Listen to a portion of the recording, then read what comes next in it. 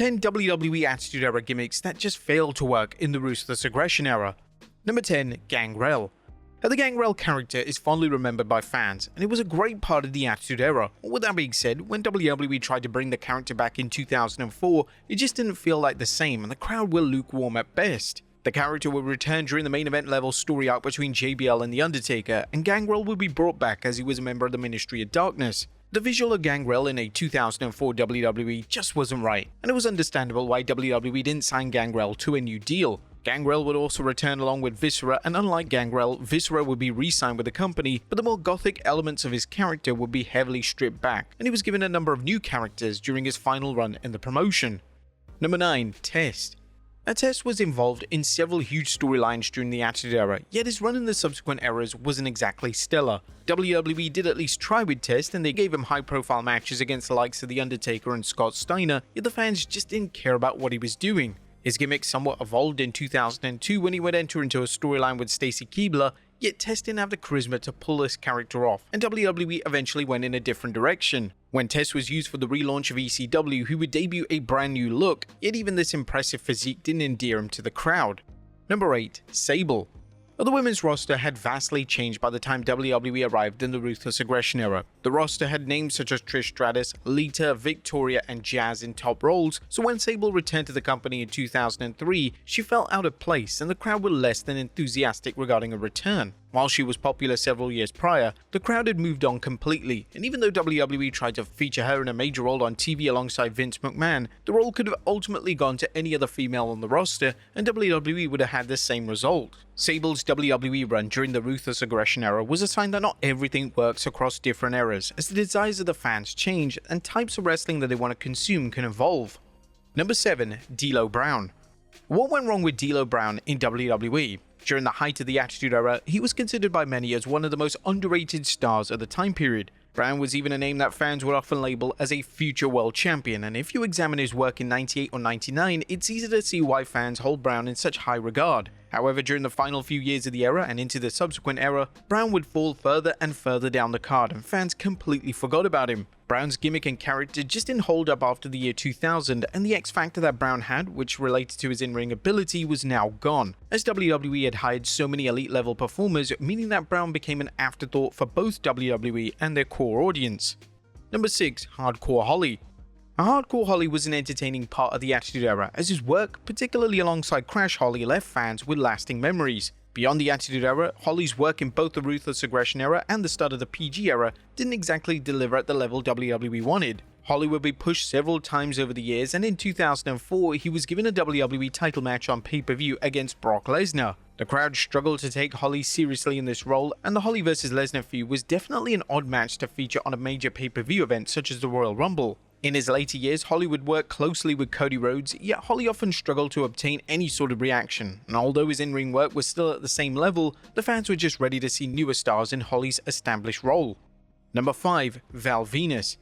When WWE gave Val Venis the adult film star gimmick, they clearly knew that the gimmick had a shelf life. The nature of the gimmick means that there's not really a lot you can do with it. By 2000, Venis was portraying other gimmicks, and he would even join the Right to Censor faction. After the end of the Attitude Era, WWE would try to recapture the magic of the original character, as Venis would now go under the name of the Big Valboski. Unfortunately for Venis, WWE just didn't want to commit to a decent push, so the gimmick failed to connect with the WWE audience. After some random gimmicks, including an authoritative gimmick, WWE would once again bring the gimmick back in 2003, and at this point, it was more sad than anything else. Nobody wanted to see Venis using the gimmick during the Ruthless Aggression era, and it was almost painful to see him get such little fan support from the audience. Venis would regularly find himself on Sunday Night Heat, and whenever he appeared on Raw, he was mostly on the show to put over another talent.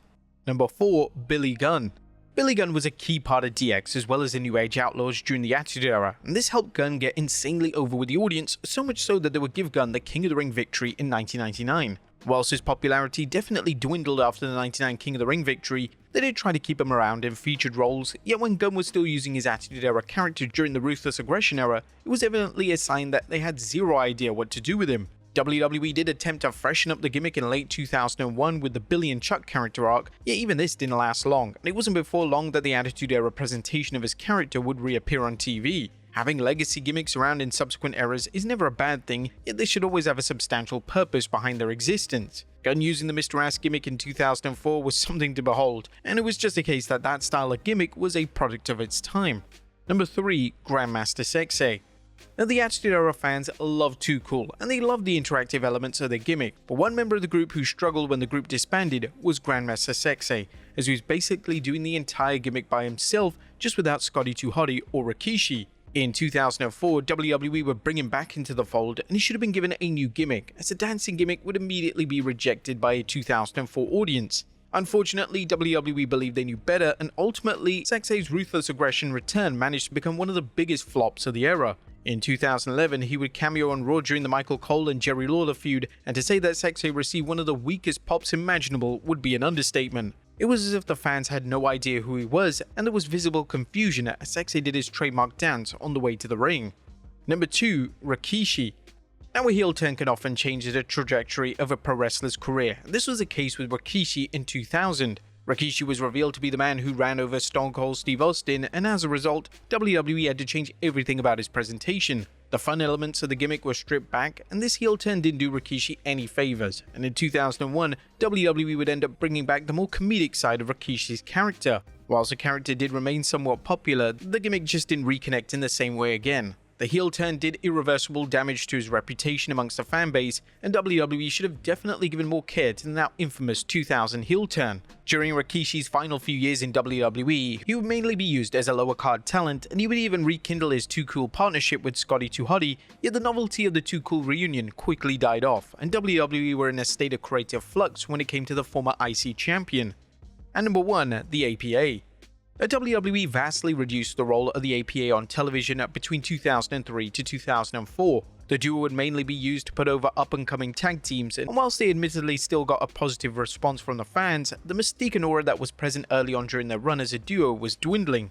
This was likely a reason as to why WWE decided to separate them in 2004, as after an influx of top names leaving the promotion, they needed new top guys, and Vince McMahon believed that Bradshaw was perfect for the role. Bradshaw would become JBL, and JBL would become WWE Champion, becoming one of the most established top guys within a few short months. This was the right call, as the APA act was becoming tiresome, and if the tag team combination lasted any longer than they did, it may have impacted the legacy of the team itself.